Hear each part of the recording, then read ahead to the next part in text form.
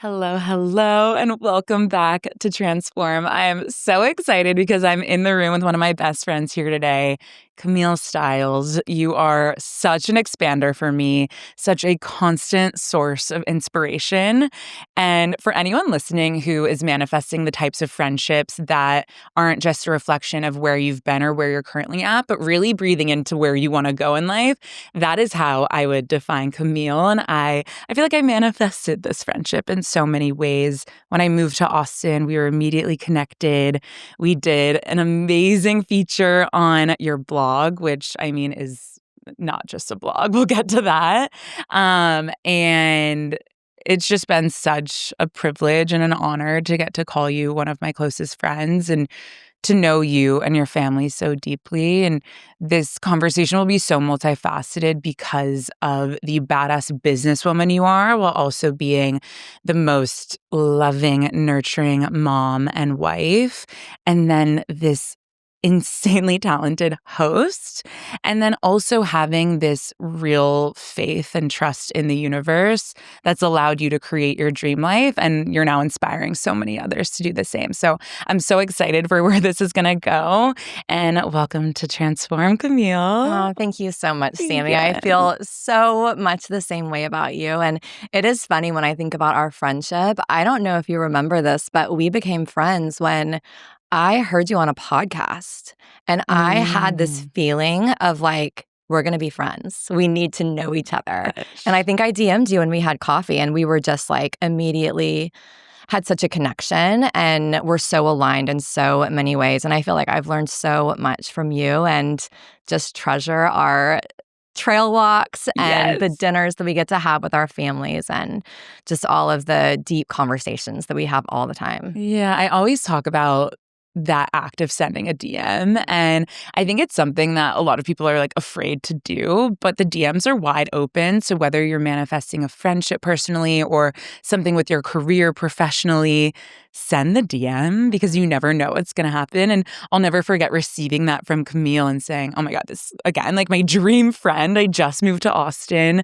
You have been here for so many years. And we went to a coffee shop that was then Foxtrot, now Swedish Hill. Yes, that's right. Yes. And I remember just getting so lost in conversation. And we probably both, knowing us in our Google calendars, had like 30 minutes to an hour set. And like 3 hours later, there we were just talking about all the different facets of life. And I think like that to me was always so inspiring from day one of having an example. And I really appreciate that in life, in seeing what is possible. And I always call that a vision holder in a friend. And even if it's not a friend, you can find it in someone on the internet, maybe on a show, whatever that looks like. But you've been a vision holder for me in so many ways. And primarily, I think my feeling around it is something that I'm really trying to do right now as I am pregnant and so excited to start my family. But it's to be able to have this beautiful family and breathe so much life into family while also not forgetting about your personal career aspirations.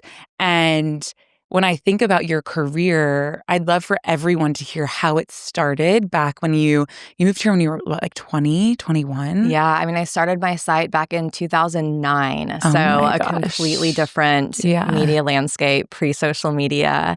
Tell us what that was like in 2009. It started like, I think everyone who started during that time is a total passion project. Yeah. So I graduated from Mizzou with a degree in journalism. I thought I wanted to be a magazine editor, which it's funny looking back because I kind of did, but it's not in the way that I saw at that time. I lived in New York for a few months my senior year and quickly learned that working in the fashion PR industry wasn't for me.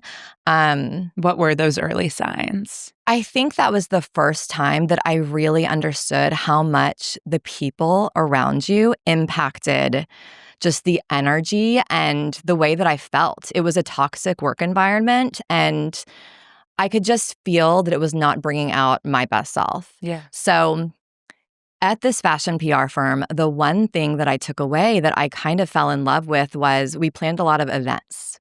And I didn't really even know that event planning was a job at that time. But what I fell in love with was the fact that planning an event really brought together so many things that I loved. Creating a beautiful visual experience and planning a menu and, you know, just this focus on like beautiful food and aesthetics and creating an experience that connects people. So I was like, this is interesting. I want to explore this a little more. So I moved to Austin kind of on a whim. Again, just kind of a gut instinct. I had visited here to see one friend who lived here and just really loved the creative culture here. How would you describe Austin then? It was a lot smaller. Yeah. I moved here in 2006. So yeah, I mean, there really wasn't a food scene. You kind of knew everyone. Everywhere I went, I ran into people all the time. I still do occasionally, but Austin feels so big now. Yeah. And I kind of randomly got a job at an event planning company. Again, my career is not one where I had this clear vision of where I was headed, but it really is one where I just tried to follow what lit me up and what excited me. Yeah, you knew the feeling. I knew the feeling. So started planning events, absolutely loved it. Did that for a couple of years, planned corporate events and weddings and social parties, and was also working around the clock.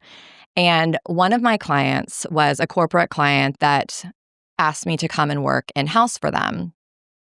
I took the job, and it ended up being Adam? my future husband's marketing agency. Okay, so tell us about that. So yeah, I mean, such a crazy story. My husband, Adam, had started a marketing agency a few years earlier. Yeah. I was planning their parties at my event planning firm, and I don't know. He just thought I was a great event planner. Soon to be great wife. Soon to be great wife. Yeah. So after we started dating, I realized pretty quickly that I didn't love the dynamic of working for my boyfriend. And Adam really, he's very entrepreneurial, and he's really the person who encouraged me to start my own event planning company. So I did. I was 24. And this was really when blogs were starting to become a thing. And I've always just loved to create and always had that instinct where I love just creating things that inspire me. Like I was that kid who was always on the floor, like making collages and doing sketches and just like. What are some of those early memories? Like, was it, because I also love how your mom influences you. Yeah. And I love like, I'll come over and you're like, oh yeah, this is my mom's recipe of this, or this like amazing cake that she just dropped off. Do you feel like it was innate in you since day one? My parents very much instilled in me, I think, a love of beauty. I grew up most of my childhood in a small town in Missouri, which wasn't very cultured at all. There was no diversity. It was very rural. But even there, like there was beautiful nature. And I can remember walking around with my mom and her telling me what all the flowers were called. And we would like press the flowers and put them in a book. And we would always go to great art museums and just really instilled this love of like beauty and poetry and good writing. And I grew up with a love for that very much because of my parents. And it is interesting how you can look back and see the way that those early experiences and early things that you were drawn to can really come full circle in your career in just ways that you never could have envisioned. I love that so much. And you start this event planning company, you're 24. That's honestly a big risk. How did you commit to that in a way that, you know, thinking of you now, like you do so much for your future self? Do you feel like you had a bit of that back then and you just didn't know what to call it yet? I think at the time, I mean, one thing that I really have to kind of fight against in my own nature is I am naturally such a hustler. Yeah, I love it. I'm a striver. I love to work. I will hustle until I get it all done.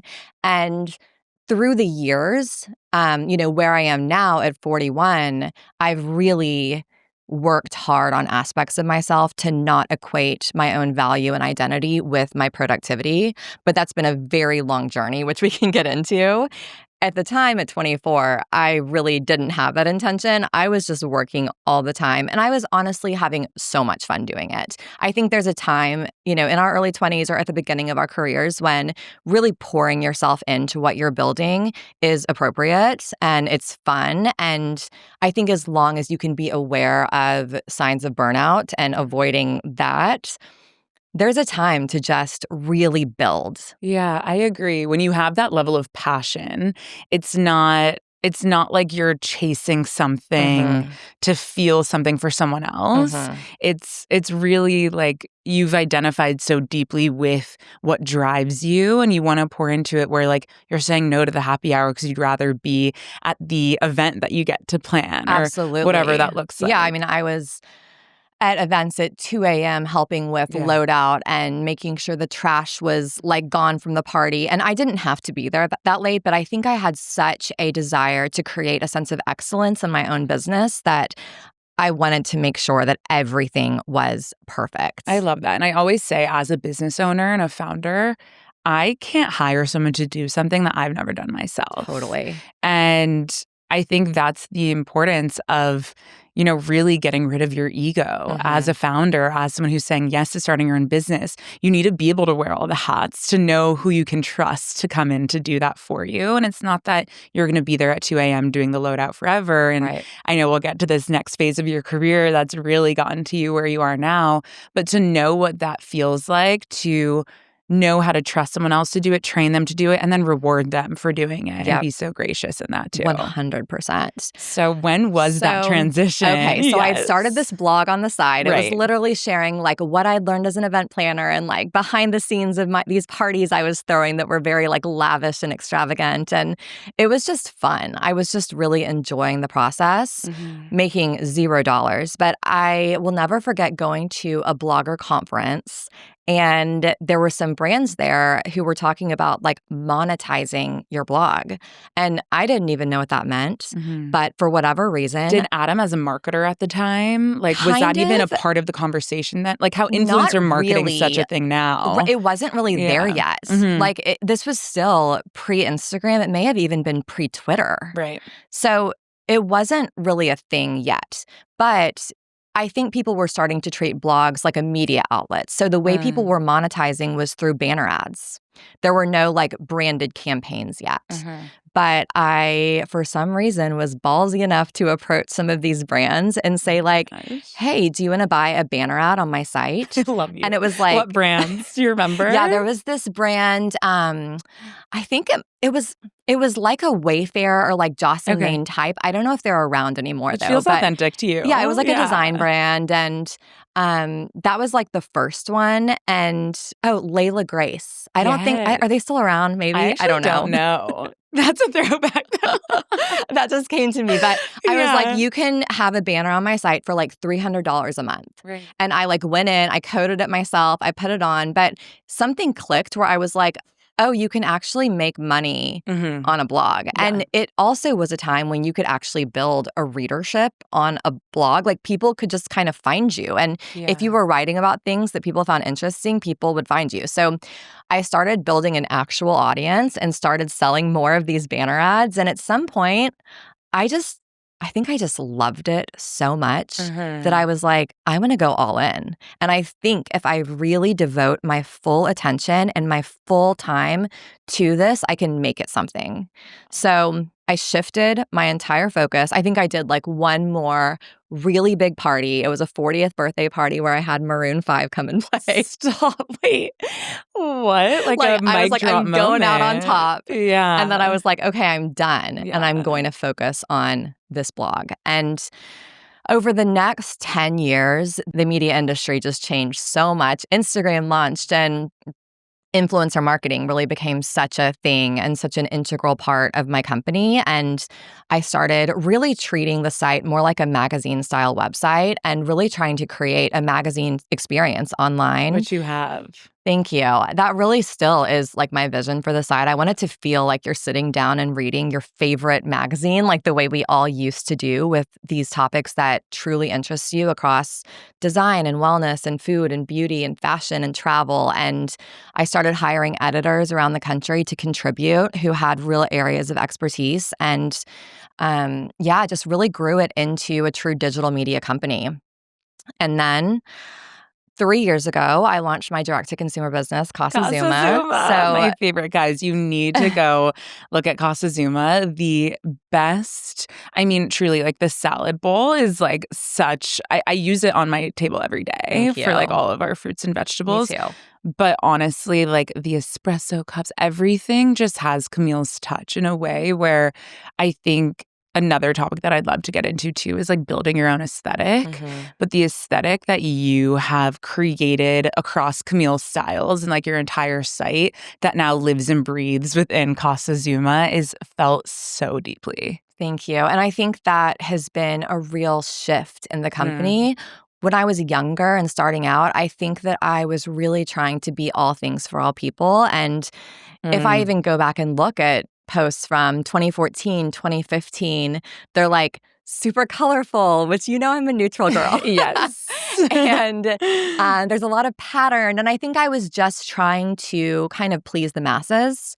And I made a shift several years ago where I just decided that I wanted everything that we put out on the site, on my social, in my Substack, in Casa Zuma, like I wanted to create a world that people could step into that felt so aligned to what I love. And it's not for everyone, and that's okay. But for the people who share a love for the same types of things and aesthetics and values, I think they're really drawn to what we're creating. And that is exactly how you breathe in longevity to a brand.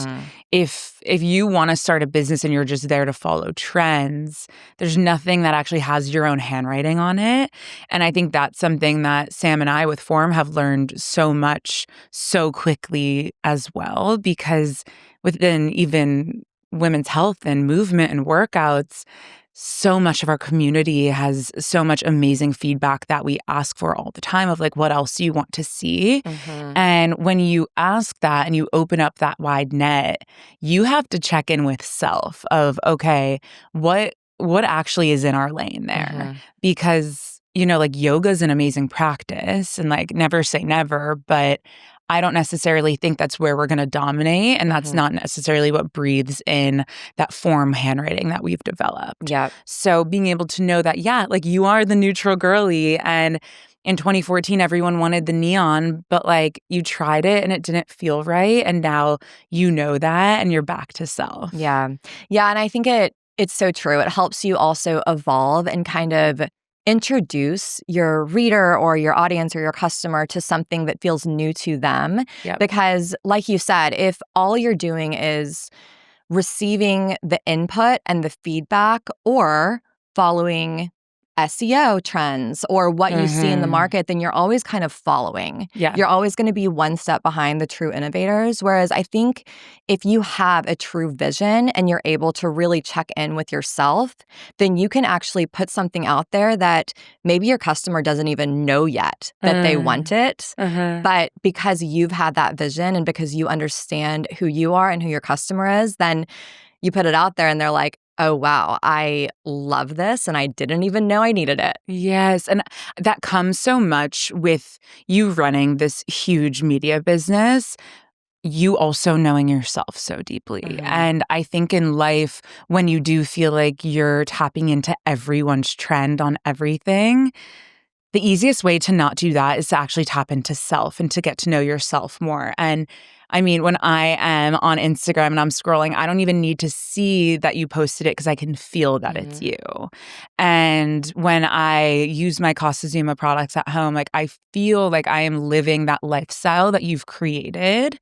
And you've just developed such a beautiful brand that exists across the digital landscape, but now with your direct-to-consumer company and these goods that we're all able to have at home. And then even now that you're publishing the magazine, and so much of what you do is really just that reflection of you. And I really am inspired by women who not only say yes to chasing their dreams professionally, but also say yes to learning who they are. And I've loved witnessing you as a mom to Henry and Phoebe.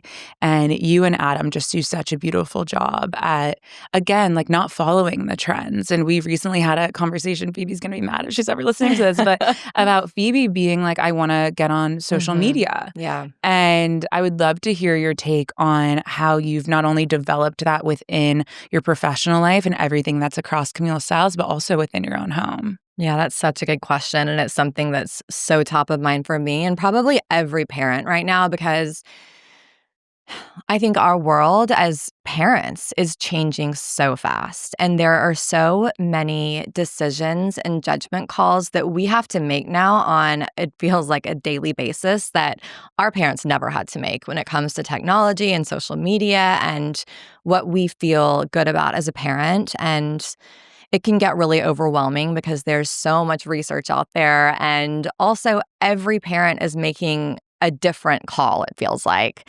I think when your kids are really little, you can kind of like ask everyone for advice and be like, okay, how do I calm a baby? How do I swaddle a baby? And then when your child is 13, it's not as easy to do because I love her. I think that we have decided as a family that we are not afraid to be a bit countercultural. And for us, that looks like most of her friends have social media. And I think maybe because I work in this industry and I know enough about the real sort of downsides and the fallout that can happen from social media, for me, and again, this is no judgment on any other parent, but for me, the harm outweighs the good. And so it's not always easy to have those conversations, but I think at the end of the day, I want to be a mom who is really living in alignment with what I believe is right for our family. And I do think that our kids have a respect and an understanding when they know where that's coming from. It's funny because when Phoebe and I first had the big Instagram conversation, and she was really disappointed about not being able to get it because she is getting left out of certain conversations that she would like to be in on the DMs, or certain videos that all her friends are seeing that she's not seeing. It's disappointing, and I get that. It sucks. You don't ever want to see your kid feel left out. But I try to really have those conversations with my kids about why, and really let them understand, like, fully the reasoning behind it. And I think she understands it. And she may not like it, but I do think that she loves having a mom who cares about her enough to protect her. I love that you're adding in the context to a no. And when I think about my childhood and my dad just like randomly saying no when he felt like it, I do remember the frustration stemming from why. Yeah. Like, tell me why. I Yeah. want to learn. And I was, the baby in the fam. So it's like, you're the youngest. You'll learn one day. And I'm like, okay, is that one day here yet? Like, now that I'm in my 30s. And you explaining that to Phoebe is so crucial.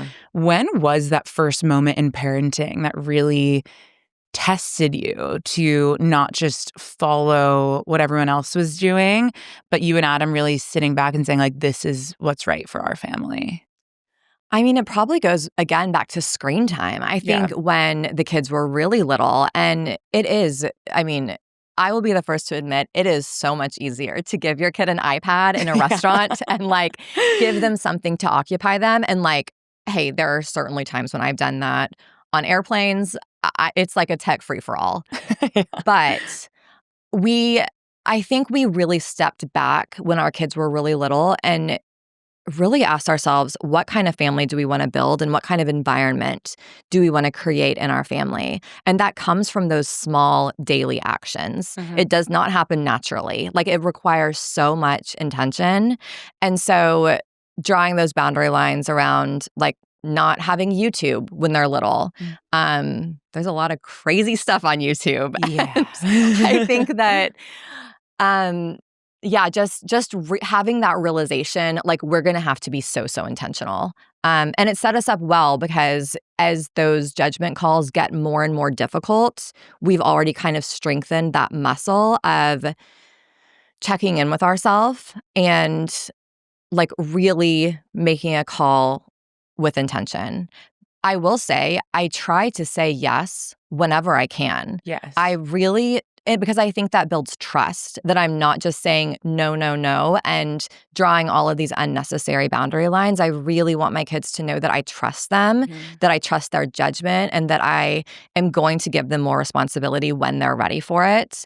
Like this year, we really had to decide how comfortable we felt with Phoebe running around ACL without a parent there. Yeah. And, we decided that, like, if we were there, she could have some freedom, but once it got dark, she was going to be with us. And so there's all of these tiny gray area judgment calls that you feel like you're always making. But I think just starting from that place of intention and having a reason and, like you said, explaining it so that your kids at least understand where you're coming from and keeping the connection open. I think that's where I always land is like, how can I use this experience, even if my kid isn't happy with me, how can I put the connection first? And I think sometimes with these sort of natural consequences or punishments that maybe we all experience as kids, go to your room or you're grounded or whatever, sometimes those can actually be a barrier to connection because it's like, sending them away and shutting the door and stopping the conversation and the flow of any type of connection and conversation. And again, there's like a time and a place for that. But I think that keeping that conversation open is so key. I mean, the other day, Phoebe asked me if she could get, what's that social app where you like take a picture from wherever you are? It's like, Nick, do you know? True. It's like at the same time every day. Is it that one? It's like you get a notification and you just take a picture from right where you are. Gen Z, let us know in the comments. I know. Yeah, exactly. So she was like, can I get that one? And I'm like, well, I don't know. Maybe. Like, I don't know anything about it. So I'm going to, let's investigate. Right. Like together. we didn't know about TikTok a couple years ago. Like, right. Like, let's research it. Let's see if it has, if there's a lot of negativity or whatever. So it would be a lot easier just to be like, no. Yeah.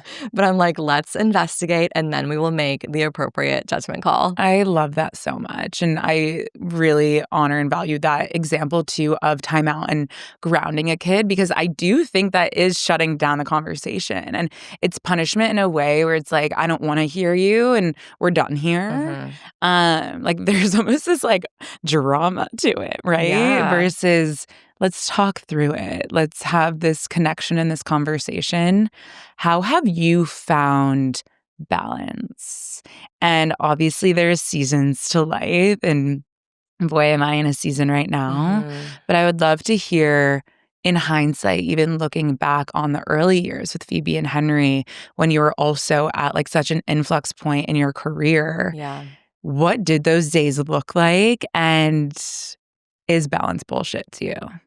Yeah, this is such a good question because it's been such an evolution in my own life. And I feel like every conversation that I have with women, whether it's my friends or our readers, most women feel really overwhelmed. And I think it's because we live in a world where there's so much demanded of us and there's also just so much noise. We all have full calendars and notifications, and there's just so much coming at us. I've learned that I have to take a really proactive approach to creating space in my life for what matters. So I would say to go back, because I do think it's important to share a little bit of that journey. I definitely did not like wake up one day being really intentional about all of this.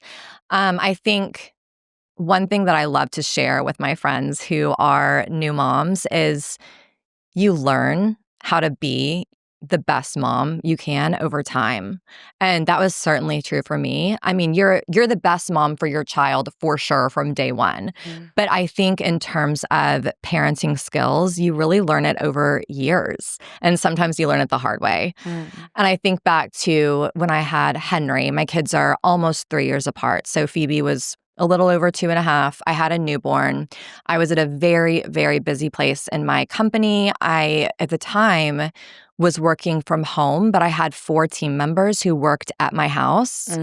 And my mom and mother-in-law live in Austin, thankfully. So they helped me with childcare. But basically what my day-to-day looked like was 4 of my team members were working in one room of the house. My mom or my mother-in-law was with the baby in the other room of the house. I was like running back and forth between the two, nursing and working. And on one hand, I'm so grateful that I was able to have a flexible work schedule and be able to be with my kids during the day and also be with my team during the day. It was also really hard. Yeah. And that switching between, like constant switching throughout the day between work mode and mom mode, was really challenging. And I also think that I was just way too busy. And that really, I think, was the biggest challenge during that time. I went into motherhood with the idea that I was going to fully show up and be an amazing mom, but I also had the intention to keep my work life exactly the same.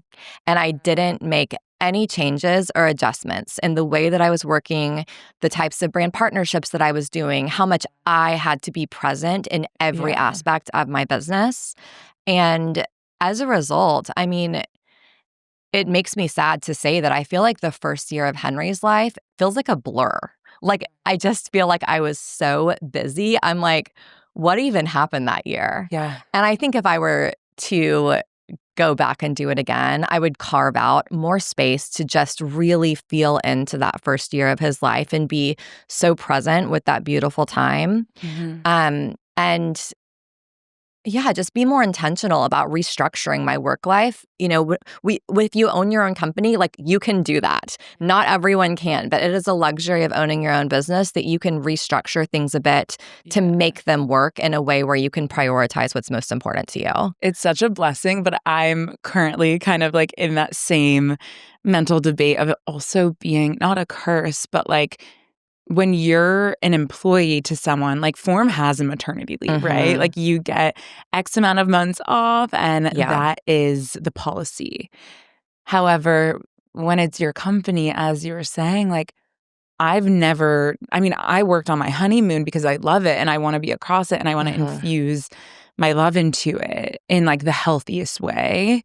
So if you could wave your magic wand in those early years with Henry and knowing Phoebe's like 2.5, do you think that there is a world where you still could have infused the Camille effect into everything that was happening without maybe being so hands-on? I do. And I think that, you know, with age comes wisdom and with Mhm. experiences and like that's the way we learn is by Right. doing things one way and looking back and thinking, you know, I think I could have shifted a little bit and I don't have regrets. I'm really someone who tries to take those experiences and just learn from them and think about how can this be my greatest teacher? What do I want to do differently? Like Absolutely. the beautiful thing about being a parent is like you have more chances. Like, I feel that now I am such a present mother, and I don't feel like I'm constantly letting my kids down because I'm working too much or letting my work down because I'm being a mom. Like, I don't feel that tension Uh, like I used to because I think that I have just gotten so much more intentional about structuring my business in a way to create space for what's important to me. And I think my Substack is actually called Breathing Space. yeah, I love And I it. think that's what I'm always in pursuit of is Yeah.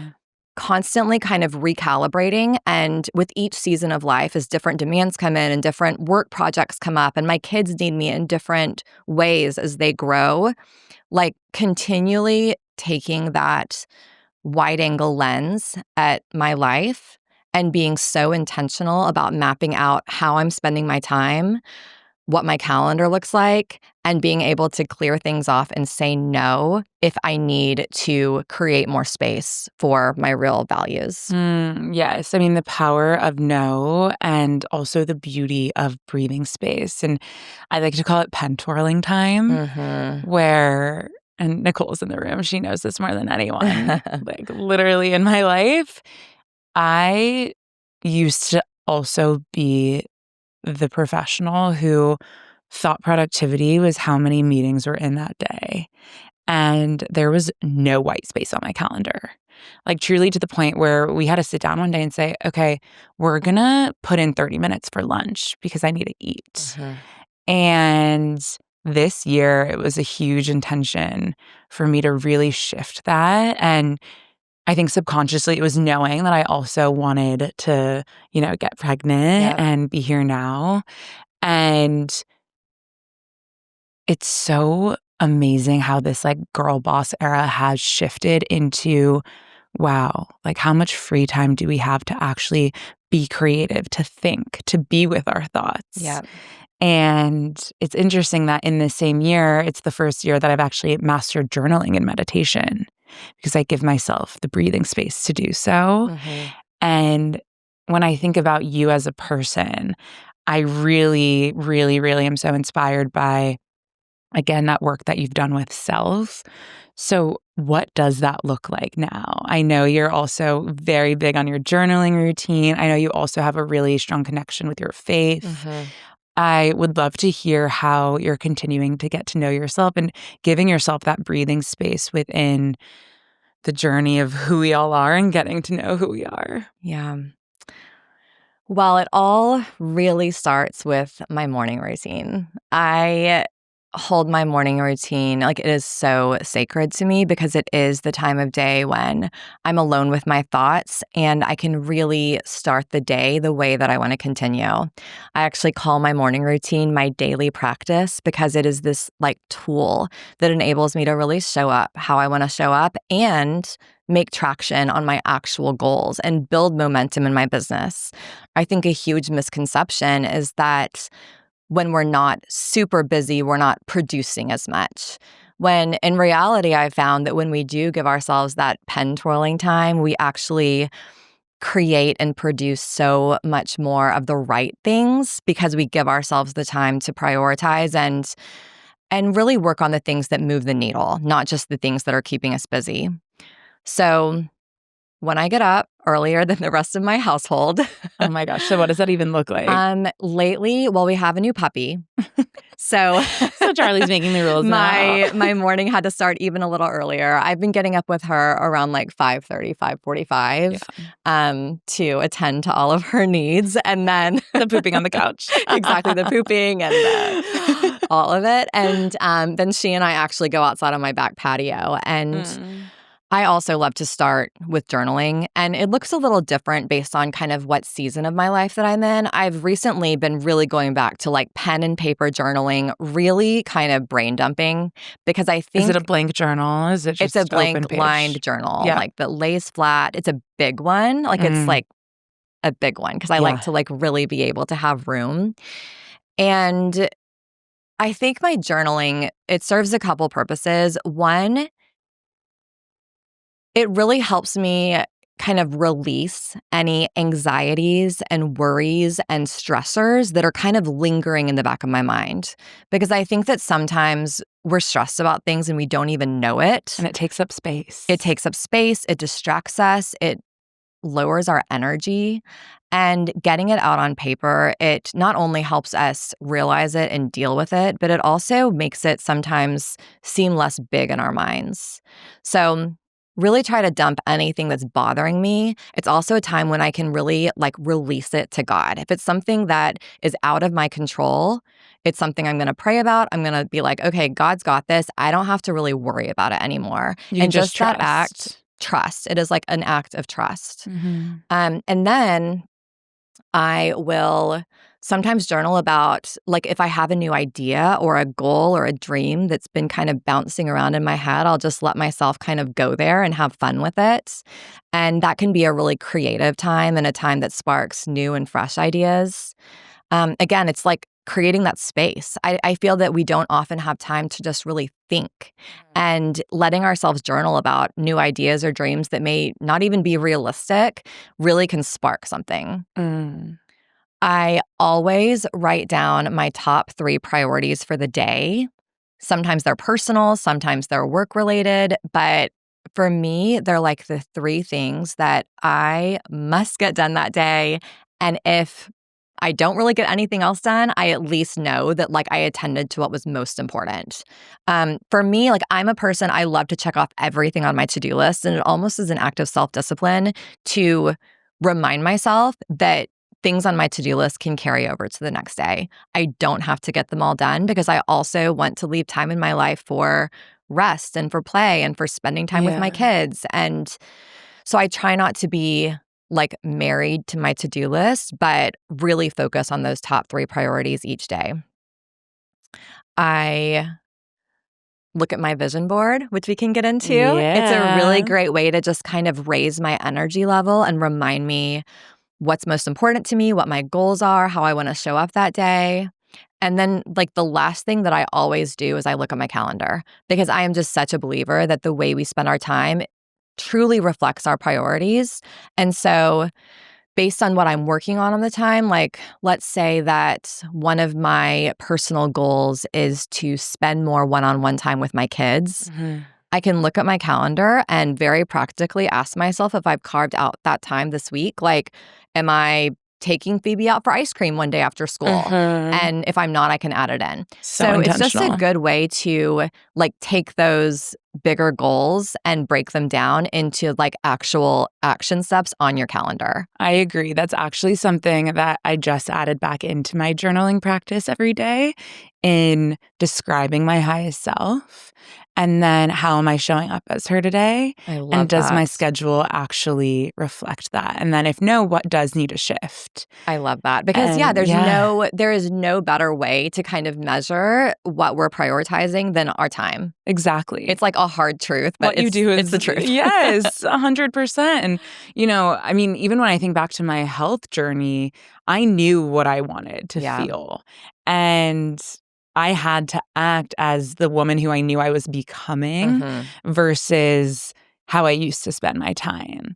Yeah. And those little habits every single day and how you spend your time really are breathing into life that future you that you're trying to become. Yeah. And I love that we're talking about the vision boarding now because, Yes. guys, the Casa Zuma vision board, I'm so excited. I do it once a year.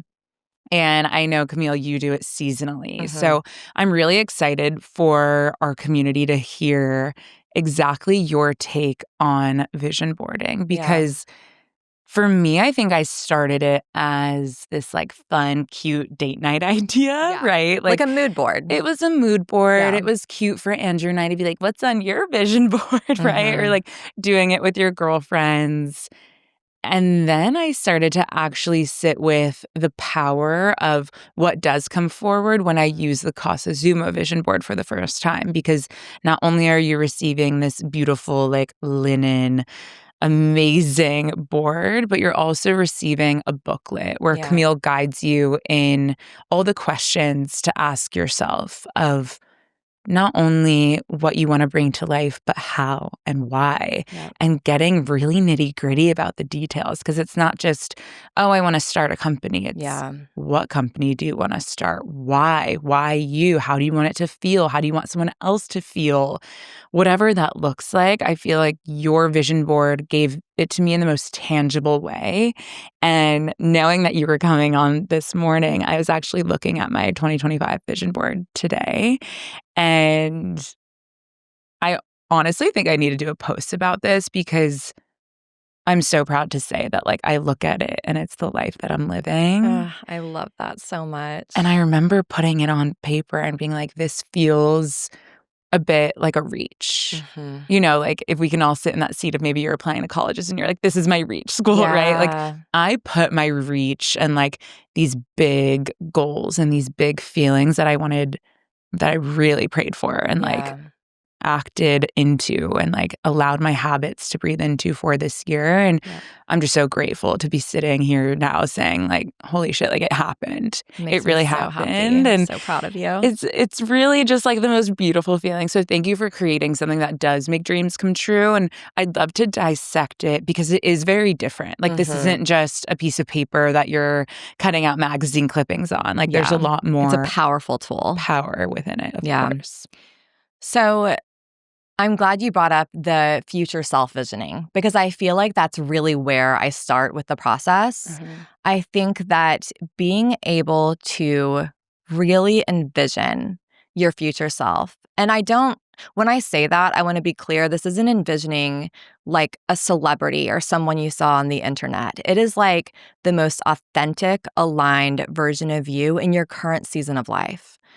And it really is about tapping into your authenticity because I think that your dream life is not about status or having a certain amount of money or checking the boxes for the world's standards of success. It is about getting truly aligned with who you are and your deepest desires and the life that you are meant to live. Like, I believe that God has this beautiful plan for each of our lives, and we have the opportunity to step into it and like co-create that. So that really is the vision behind all of this.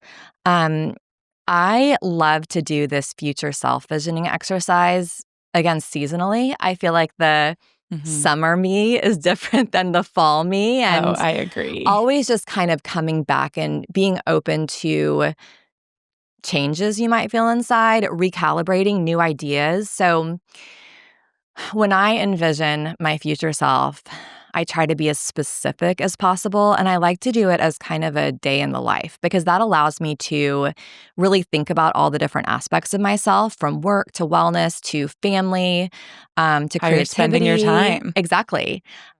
Because our dream life is made up of all of those different multifaceted parts of ourselves, and we have to make sure that we're attending to all of them. And like you said, the specificity is so important. I mean, when I write down my future self vision, like, I mean, I'll be super vulnerable and just give it a little embarrassing example. Like, it will be something like, I wake up in the morning in my softest linen sheets and there's sunlight streaming through the window. Yeah. And I get up and make my coffee, do some breath work on the patio. I spend some time journaling. I play with our puppy. I make breakfast with my kids and go for a walk with my husband. I'm like really walking through each step of my day with such specificity, and I'm thinking about what it feels like, what it looks like, what it sounds like a full sensory experience, because it's been shown in studies that that is how a dream becomes real in our minds, like envisioning as specifically as possible. So once you've mapped out this vision for yourself, you can really start digging into that. And I like to ask myself 2 questions that are so powerful for me to really hone in on what changes I'd like to make. And those are, what is my future self doing that I'm not doing now? What is my future self not doing that I am doing now? Oh my God. And then just Why kind is of everything flooding to my like brain right brain now? dump. Yeah. Like literally just allow yourself to write down anything that comes to mind. So like, again, I think examples are helpful. A practical example for me might be, my future self leaves more margin in her schedule so that she's not constantly rushing from point A to point B, running 5 minutes late. Something I'm working on. Me too. And then something that my future self is not doing is, okay, my future self is not mindlessly snacking late at night because she knows she's going to feel lethargic and bloated the next morning. So like 2 practical examples, write all of these down. And from there, you can see how you can so clearly start pulling out like daily habits that you can start integrating into your life. You can do this with big things in your life, like a new career or moving to a new location. But you can also do it in these small, really practical ways that you can literally start today to start showing up closer to that vision of yourself that you're creating. Yeah, well, that is so powerful. And I think the reason I was saying like all these things are flooding to my brain right now are because in the day-to-day, and I'm sure for so many people listening, this will ring true too, I feel things that I don't want to feel. And I think that is the outcome of you not doing the work and that self-audit and self-time of saying, you know what? No, like, I don't want to be the girl that's sitting at that table gossiping. Right. Even if everyone else is. Yeah. You know what? I do want to be the girl that is trying to wake up 5 minutes earlier every day. Yeah. Whatever these little things are, write them down, because even that cathartic act of writing something down breathes so much life into it. Yes. And that step in your vision boarding for me is really sitting with self and becoming really real with yourself of, yeah, like, what are we doing? And it's not nitpicking self of like, I wish my body didn't look this way. I wish blah, blah. Like, no, that is not what this is. This is what is coming up in your day-to-day that's making you feel a certain way. because that's a choice. Exactly. Everything in life is a choice. Yeah, and it's never going to be perfect. We're never going to be making 100% perfect choices in our life, and that isn't the goal. But I think the goal is realizing that we do have agency and creating amazing lives that we want to be living wherever we are. And I think that this exercise for me, it reminds me that so many of those ways that I want to be feeling are things I can do right now. I don't need more money or a different job or a different life circumstance. Like, they truly are things that I can integrate into my life today. And I think that's so empowering. But I always like to start the vision boarding process with that exercise because I think it's so important to really tap into your authentic desires before you start putting things up on a board. Because what that does for me is it keeps me from putting things on my vision board that are maybe not mine. Like, maybe there are things that I feel like I'm supposed to want, or there are things that feel like they should be the next step in my career or someone else's dream for me. It allows you to really tap into, like, what are my dreams? And from there, you can really start bringing them out into the world. So some different ways that I like to do this are through vision boarding, through journaling, through telling a friend. When you take that dream out of your brain and put it somewhere tangible, it really starts to become more real in your mind. And I love that quote, where attention goes, energy flows. Because when you start paying attention and focusing on something, your energy starts to move toward it. You start to notice yourself doing it or not doing it. And it just brings more of that awareness to your day-to-day life. So I wanted to create this vision board because it's something that I've loved doing for such a long time. I wanted to create a board that was really just the beautiful, like, aesthetic, oversized board that I wanted to display in my office or in my bedroom, a place where I could see it every single day. Because for me, that's really where the power is. It's revisiting that vision literally every day and reminding yourself of what you're creating and where you're headed, how you're evolving. And there's also just something about looking at it that raises my energy level and helps me show up in the way that I want to. I love so much that it's also open-ended. And I think in the past, vision boarding for me felt like that cutesy activity because it was the girlies getting together in December before the new year. And we had the 10 magazines that we'd all look through to see what each of us was feeling. And in hindsight, looking back, you're basically putting a ceiling on what can speak to you. And I didn't do the work before I sat down. And I'm opening up, Vogue, and it's Hermes this, Burberry that. And I'm like, I don't really give a shit. Yeah. Like, to be honest. Not very motivating on a day-to-day basis. Yes. And I think, like, the spectrum of what vision boarding is has gotten to be so clearly different from where you set intentions versus like the cutesy get together that you can do with the girls. And I love that your version of vision boarding is something that is this culmination of actually doing the work. Totally. I actually like to call it an action board. Yeah. And like, it's really more of an vision action boarding, board. I think, has gotten almost like this like manifestation chat. Yeah. Like, I am a big time manifester and I want to get into that too. But I do think that like these buzzy terms kind of get a little bit cloudy. And I just want everyone to know that there's more to life than what that magazine holds. So when I did my vision board back in December 2024, and Casa Zuma will send you the booklet that you'll write, and you'll do all these exercises that Camille's speaking to.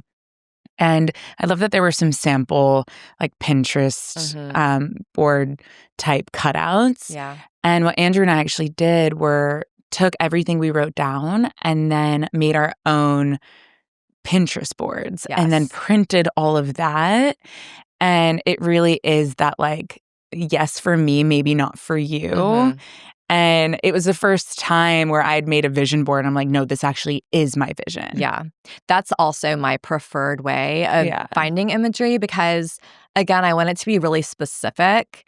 And being able to, I like actually have a vision board that I just keep, like a vision board Pinterest board that I keep going through the whole year. Oh, And I I love pin to that. it whenever I come across an image or a quote that really speaks to me. And then when it's time to make my board, I have all these images and words and quotes to choose from. I print them out, cut them out, and it really results in a board that feels so much more personal. Yeah, I have 2 quotes on my 2025 vision board, and I have said both of these so many times this year, one being own lane, own race, own pace. Love that. And I say it in our household all the time. I say it on team calls all the time. I say it to friends who are on different journeys all the time.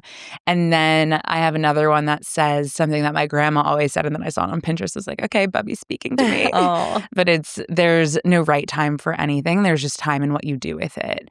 And being in a season of making so many big decisions this year, it was such a beautiful permission to remind myself and to constantly see every day, because I keep my vision board out in my office because, as Camille said, it's oversized linen and beautiful. And it's that constant visual reminder of, yes, like this is what you're breathing in to this year. How have you felt the manifestations from these action boards that you're creating? What's so powerful about these is I think that, well, I go back to my 20-year-old self, and I wish that I could tell her, like, dream bigger. Yeah. I think that I hadn't seen at that point in my life the potential of what could be, and so I didn't have the courage to go there. When's the first time that you felt that? I mentioned earlier, when I started my event planning business, it really was Adam's encouragement. He was like, and he had started a company, and I think taken that leap already as an entrepreneur, and he saw that in me. And he was like, you can do this. Like, you know how to plan any event. You have everything it takes. And I think at that time, it's like I needed someone else to believe in me, to give myself permission to take a big leap. But even doing that gave me a little more courage and made me a little bit more inclined to take a leap or do something scary. And I think that that's how most of us are, is we have to see things happen and see evidence that we can do hard things and we can do big things. And then it gives us this courage to do more. And what my vision board has done is it's almost strengthened my belief in myself. Because like you were sharing, when you are looking back at your 2025 vision board and you're seeing the way that so many of those things have become your reality, it's like this confirmation that you can have these dreams and you put them out there and then you did the work. Like you said earlier, it's about the mindset and then it's about doing the work. And you saw them come to life. And when I look back on so many of the things that have happened in my life, from meeting and marrying my soulmate to building my dream house to having kids to building a career that I love 15 years later. All of those things I have had on my vision board through the years in different ways. And every time I see one of those things come to life, it gives me this courage to dream even bigger, where now there's literally almost nothing that I'd be like, that's too crazy or that's too big. I'm like, let's do it if it's something that I really feel called to. And so I don't think it happens all at once, but a vision board is so beautiful because it enables you to revisit and remember that the things you once dreamed about are now your reality.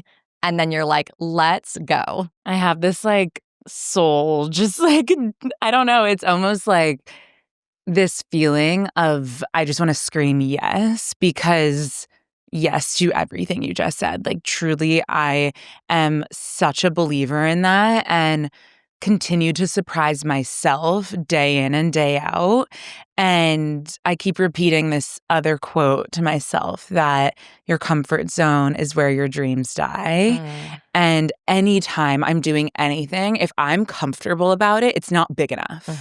And I've been having so many conversations in my DMs with so many amazing women in this community who are saying, how do I know that like I can achieve this? How do I know that this is meant for me? Like, this feels scary. It feels maybe too big. And if you're listening to Camille right now, please know that like it feeling that way is your sign that you're meant to have it. Yeah, like, so true. We interviewed this incredible woman, Mimi Thoresen. She's just the most talented food creator who lives in Italy for our current issue of our digital magazine, The Edit. Yeah. And one of the most inspiring things that she said in our interview was great things almost always have to have an element of impracticality.